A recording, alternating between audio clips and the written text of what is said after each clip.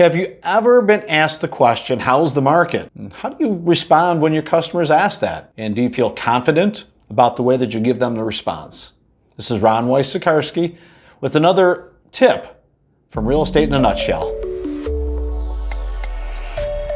For many years, we have studied the market to understand how to answer that very question. And it isn't always easy. Let's face it. If you ask somebody how's the market, depending on the time of day and where they're at, they might tell you it's great or bad. If they're a seller lingering on the market, they think it's terrible. If they're a buyer that wants prices to drop, they don't like this market. It's just numbers, and being able to interpret the numbers, the right indicators, can make all the difference in the world between your customer getting what they want and having success and you being able to make that sale and help them through it. So a couple thoughts. If they're asking, how's the market? There's a couple things that I would look at. I would look at month over month and year over year sales stats. And I would compare, let's say, July to August. Was it a little better or a little worse? And I'd look back to last year. Was August of this year better than last year in August? And I would interpret those numbers as well. I might look over the past few months. And the numbers that you most often look at are the number of home sales and the median sales price. Averages can get you into trouble. If you have a glut of $1,000 lot sales, that could bring the average down. If you have a $10 million sale that's an anomaly, that could bring it up a little bit. The median tends to be a number that's closer to what the market is really doing right now. And the sales stats, if the numbers are up, well, what's the reason? Would it have to do with, I don't know, statewide lockdown in March or April? Maybe. Could it be that a bunch of properties came on the market? Maybe. Right now, the biggest story is inventory.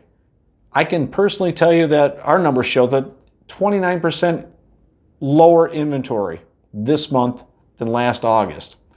So about 30% less homes. In last year, 2019, I think we can all agree was a seller's market. So if it was a seller's market in 2019 and the inventory is much lower in 2020, what type of market do you think it is? So I think it's a seller's market. And with low inventory, and let's face it, there's hardly anything to buy. Buyers are paying what it takes to get those properties. The rates are 2%. It's below the cost of living.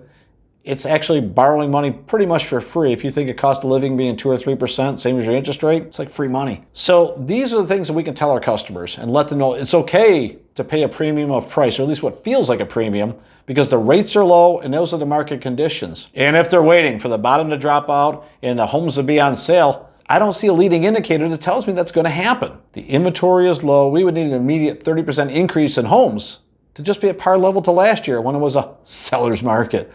So if you can find a leading indicator that tells you prices are going down, I'd like to see it. And not to be sarcastic, but I want to know because I want to tell my clients. This is Ron Wojciechowski for Real Estate in a Nutshell. If you like what you're seeing, subscribe or just make a comment below. And if there's something you'd like to learn more about, let me know.